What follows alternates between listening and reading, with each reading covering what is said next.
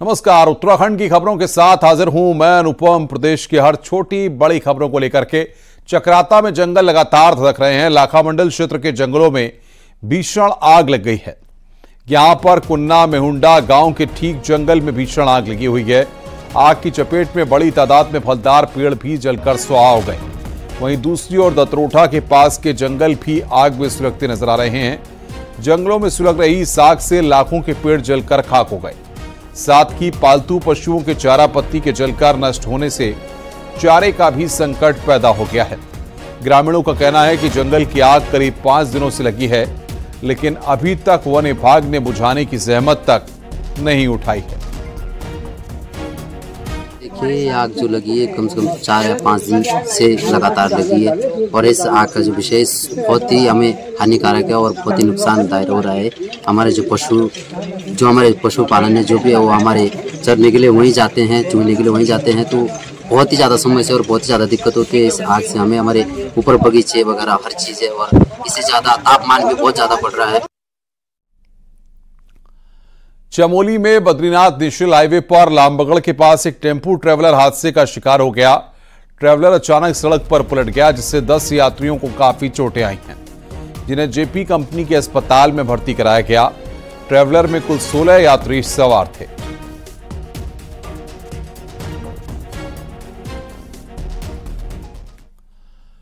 विकासनगर की शक्ति नहर में बीते 5 दिनों से सर्च कर रही एसडीआरएफ की टीम का अभियान रविवार को पूरा हो गया। रेस्क्यू टीम ने डूबे हुए युवक शिव कुमार का शव कल बरामद कर लिया था, जबकि आज उसके पिता बालक राम का शव भी बरामद हो गया। बीते 19 जून को विकासनगर के हरिपुर गांव का एक शिव कुमार मानसिक तनाव के चलते आत्महत्या के इरादे से शक्ति नहर जाकर पहुंचा था। उसके इरादे को भांपकर उसके पिता भी बेटे के पीछे पीछे जा पहुंचे थे। पिता को देखते ही शिव कुमार ने शक्ति नहर में छलांग लगा दी। अपने बेटे को बचाने के लिए उसके पिता ने भी छलांग लगा दी, जिसके बाद दोनों की डूबने से मौत हो गई। दोनों के शवों को 5 दिनों से लगातार तलाशा जा रहा था और उसके बाद जाकर के शव बरामद हुए। एसडीआरएफ का मिशन पूरी तरह से पूरा हुआ।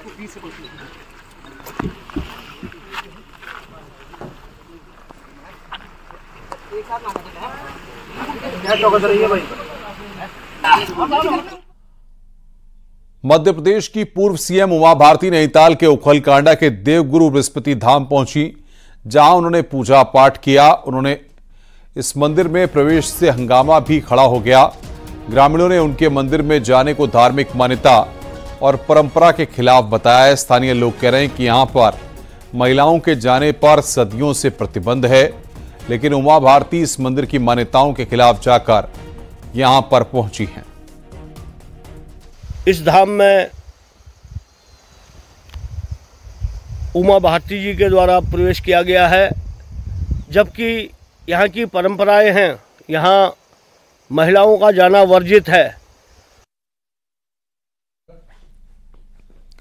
उत्तरकाशी के चिन्याली सौड़, मोरी, पुरोला, बड़कोट, डुंडा ब्लॉक के ग्रामीण क्षेत्रों में इन दिनों लोग पानी की किल्लत से जूझ रहे हैं। लोगों को पेयजल के लिए 2-2 किलोमीटर दूर जाना पड़ रहा है और घंटों लाइन लगाकर पानी लाना पड़ रहा है। जिले में जल जीवन मिशन के तहत 45 पेयजल योजनाएं अभी ऐसी हैं जो वन विभाग के कारण अधर में लटकी हुई है। इसके कारण इन योजना से जुड़ने वाले 100 से अधिक गांव में पानी की समस्या बनी हुई है। कई गांव में नल तो लग गए, लेकिन वन विभाग के कारण अब तक योजनाएं अधर में लटकी हुई हैं। मिशन के अंतर्गत इस डिवीजन द्वारा 328 गांवों के लिए 269 योजनाओं पर कार्य किया जा रहा है, जिसमें से लगभग 195 योजनाएं पूरी हो चुकी हैं। समस्या आ रही है हमारे कुछ मोरी और पुरोला ब्लॉक में, जहां की हमारी काफ़ी योजनाएं फॉरेस्ट में फंसी पड़ी हैं। पूरे डिवीजन की बात करें तो लगभग 45 योजनाएं फॉरेस्ट की वजह से हमारा रुका पड़ा है। उत्तराखंड में कल से एक हफ्ते के लिए बारिश का अलर्ट जारी किया गया है। मौसम विभाग का कहना है कि 24 जून से लेकर 26 जून तक 4 जिलों नैनीताल, चंपावत, बागेश्वर और पिथौरागढ़ में बारिश होगी, जबकि 27 जून से लेकर 30 जून तक राज्य के अलग अलग जिलों में भारी बारिश का अलर्ट जारी किया गया है।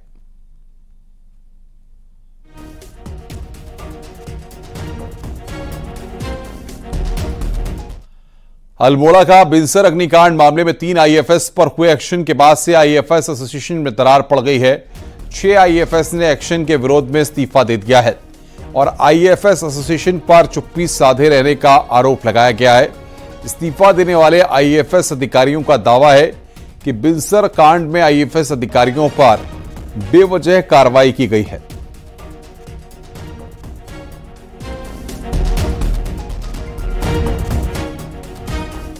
तो एक्शन के बाद आईएफएस एसोसिएशन में दरार आ गई है। आईएफएस का दावा है कि बेवजह यह कार्रवाई की गई है।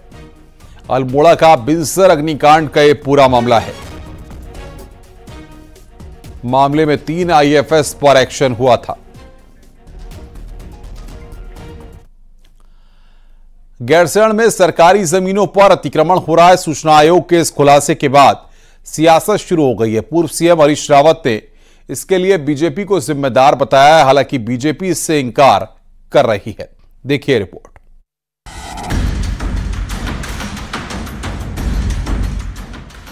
साल 2021 में गैरसैंण को गर्मियों की राजधानी बनाया गया था। अब 3 साल बाद खुलासा हुआ है कि गैरसैंण में सरकारी जमीनों पर कब्जे हो रहे हैं।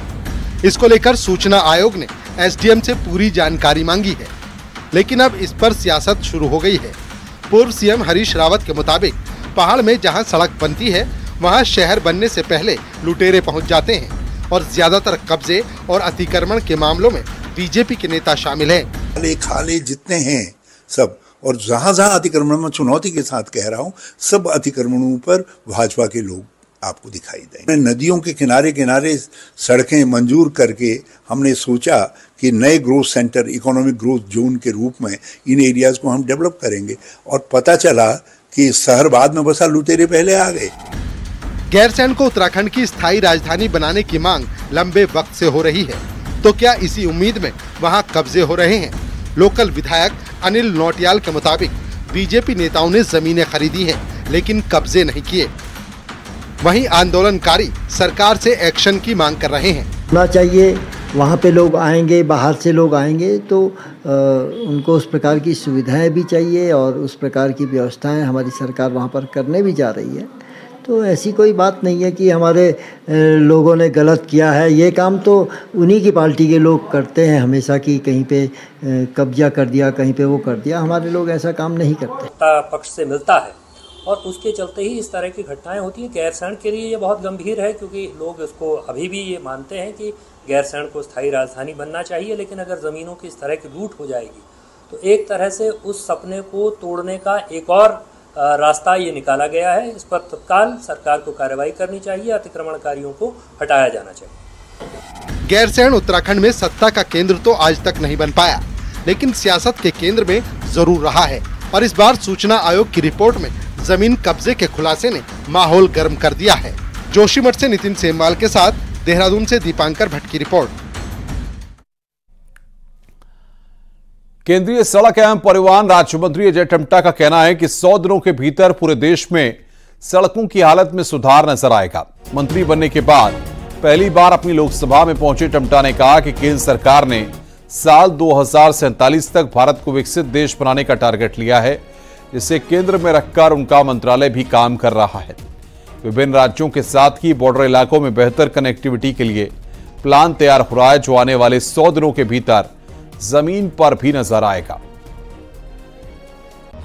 2047 तक भारत विकसित भारत संकल्प की स्थिति में आए, विकसित भारत बने, तो उस दृष्टि से भारत के हर राज्यों की सड़कों का, सीमाओं की सड़कों का और जो डेवलपमेंट होना चाहिए उसका एक पूरा खाका तैयार होना है, हो रहा है। और इसलिए 100 दिन का काम हमारा अति महत्वपूर्ण, सभी को जिम्मेदारी पूर्वक किया है। सरकारी आदेशों के पालन को लेकर पिछले 2 हफ्ते में 2 ऐसी बातें सामने आईं जिसने अधिकारियों की कार्यप्रणाली पर सवालिया निशान लगा दिए हैं। दोनों मामलों में सरकार ने आदेश तो दे दिए, लेकिन लंबे समय बाद भी अधिकारियों ने आदेशों का पालन नहीं किया। देखिए रिपोर्ट। –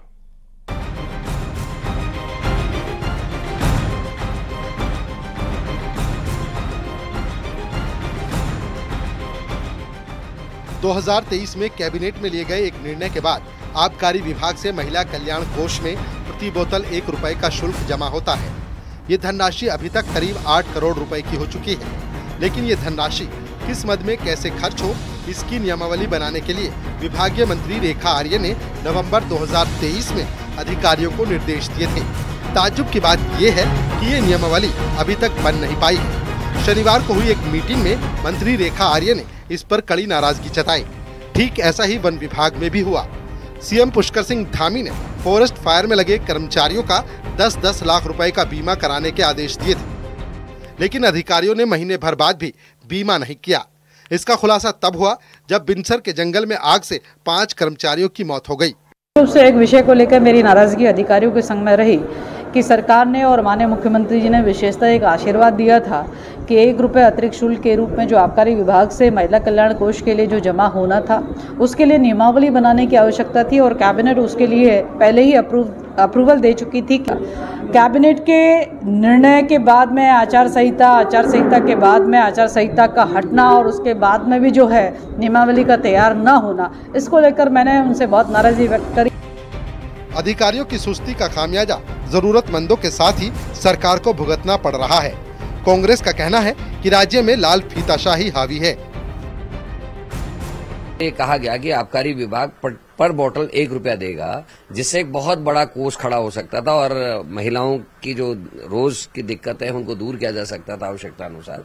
लेकिन उसकी नियमावली नहीं मिली। कैबिनेट मंत्री कह रही हैं कि नियमावली बनाओ, मुख्यमंत्री कह रहे हैं नियमावली बनाओ, उसके बाद भी अभी तक कोई नियमावली नहीं बनी है। अब फिर से अधिकारियों ने समझा और ये साबित करता है कि कहीं ना कहीं अधिकारी हावी हैं। लाल फीता शाही जो है वो काफी हावी इस प्रदेश में हो गई है। उत्तराखंड में ऐसा पहली बार नहीं हुआ है जब अधिकारियों ने आदेशों को हवा में उड़ा दिया हो। इससे पहले भी कई मौकों पर हीला हवाली देखने को मिलती रही है।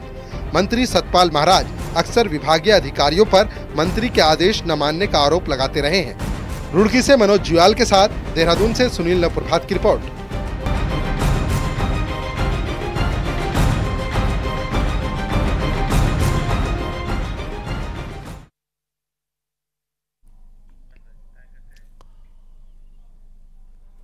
आगे बढ़ते हैं। मंगलौर से कांग्रेस प्रत्याशी काजी निजामुद्दीन के समर्थन में प्रचार करने आज हरीश रावत पहुंचे। वहीं हरीश रावत ने मंगलौर बाजार में कहीं सब्जी बेची तो कहीं आलू की टिक्की बनाई। हरीश रावत अक्सर ऐसे काम करते दिख जाते हैं। इससे पहले भी चुनाव में वो कभी चाय तो कभी जलेबी बनाते नजर आए।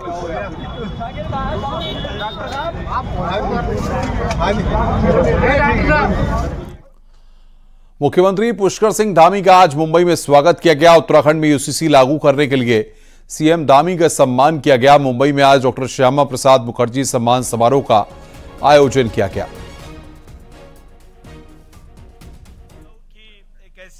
यूसीसी लागू करने के लिए यहां पर उत्तराखंड के मुख्यमंत्री पुष्कर धामी का सम्मान किया गया।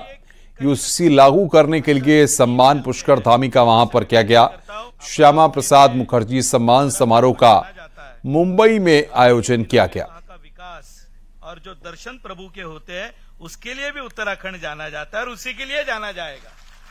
मैं आगे बढ़ते हैं। उत्तराखंड के जंगलों में धधकी आग से एक नहीं कई तरह के नुकसान हुए हैं। फॉरेस्ट फायर ने बेशकीमती वन संपदा को तो खाक किया ही है, साथ ही जल संकट भी पैदा हो गया है। देखिए रिपोर्ट।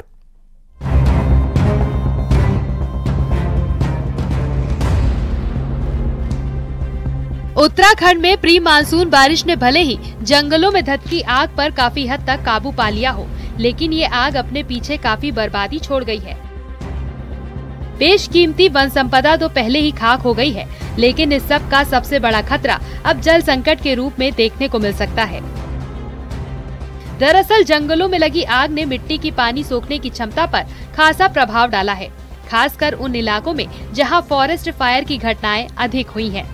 हालात ये है कि प्रभावित क्षेत्र में जमीन अब सिर्फ 10% ही बरसाती पानी सोख पाएगी। इस लिहाज से देखें तो 90% बरसाती पानी मिट्टी के साथ बहकर बर्बाद हो जाएगा। जमीन होती है, अगर हम आग लगाते हैं किसी जगह को या जो जमीन जलती है तो वो जमीन जलने से टेम्परेचर में जो चेंजेस आते हैं सॉइल के और सॉइल के स्ट्रक्चर में जो चेंज आता है उसकी वजह से क्या होता है कि सॉइल की परमेबिलिटी इसको आप बोलते हैं, जिसकी वजह से पानी जमीन के अंदर जाता है वो घट जाती है। और एक ऐसी लेयर बच जाती है जिससे कि पानी का पर्कुलेशन, जो पानी का रिचार्ज होता है, वो कम हो जाता है।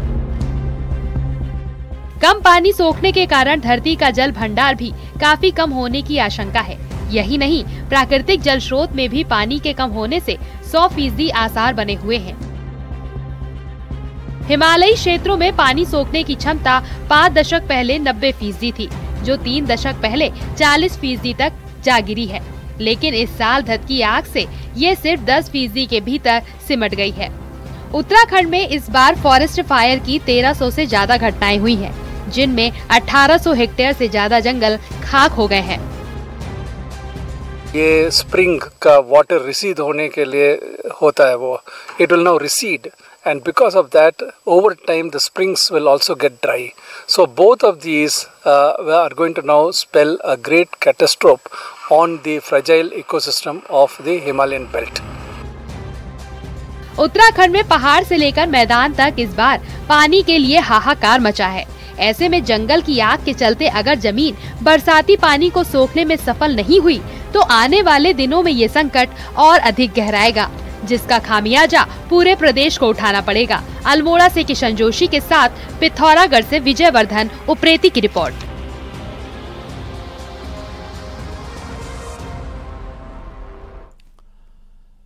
प्रदेश भर में विकास योजनाओं के लिए जंगलों को काटे जाने का विरोध जोर पकड़ने लगा है। रविवार को देहरादून में आयोजित पर्यावरण बचाओ पदयात्रा में सैकड़ों लोगों ने शामिल होकर पेड़ों के समर्थन में अपनी आवाज बुलंद की।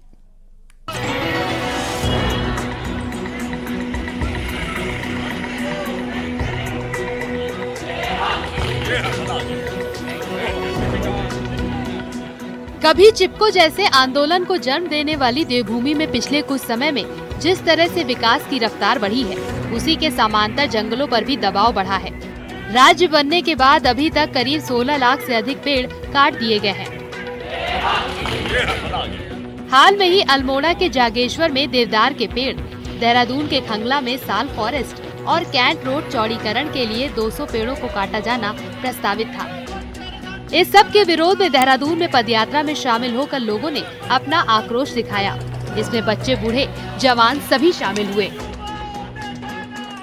सरकार को ये कहना चाहते हैं कि उसकी जो अनेक योजनाएं हैं पेड़ और जंगल काटने की, वो अब देहरादून वासी नहीं सहेंगे। हालांकि खंगला, जागेश्वर और कैंट रोड के प्रोजेक्ट को प्रोटेस्ट के बाद सरकार ने वापस ले लिया है। बावजूद इसके पर्यावरण प्रेमियों ने मुख्यमंत्री के नाम खुला पत्र जारी कर अपनी बात सरकार के सामने रखी है। मुख्यमंत्री से मांग की है कि सौंदर्यीकरण के उन तमाम प्रोजेक्ट पर रोक लगाई जाए जिसमें पेड़ों का कटान प्रस्तावित है। किसी भी प्रोजेक्ट को गुपचुप तरीके से न चलाया जाए, बल्कि हर प्रोजेक्ट पर लोगों के साथ खुली बैठकें की जाए।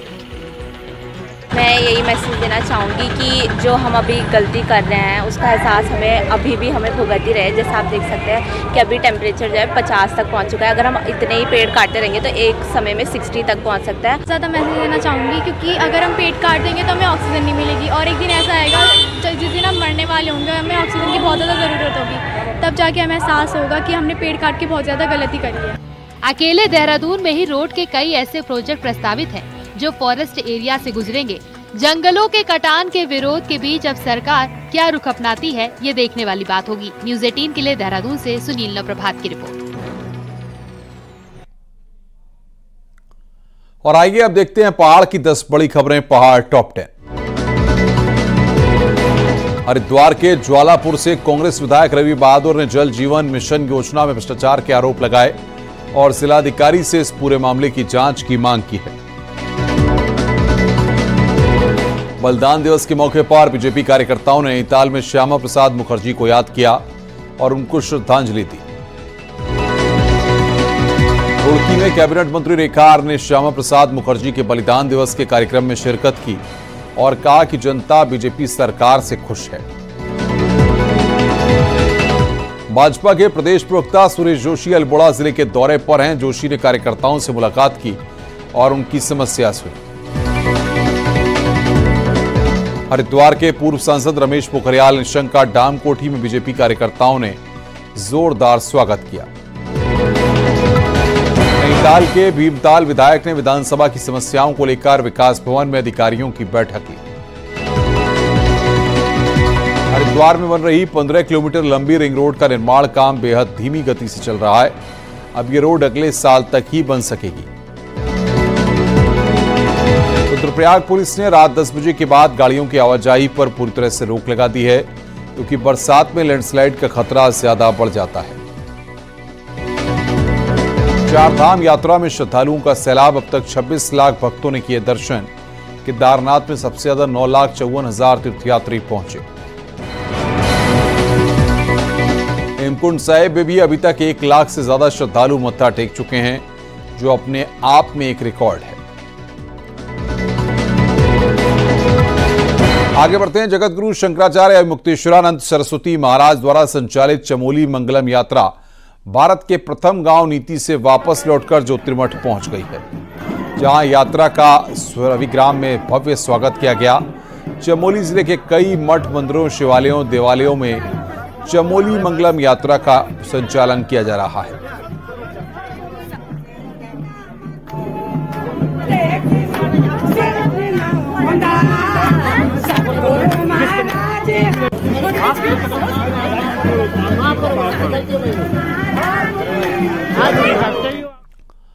रुक रहे हैं यहां पर ब्रेक के लिए। खबरों का सिलसिला लगातार जारी है।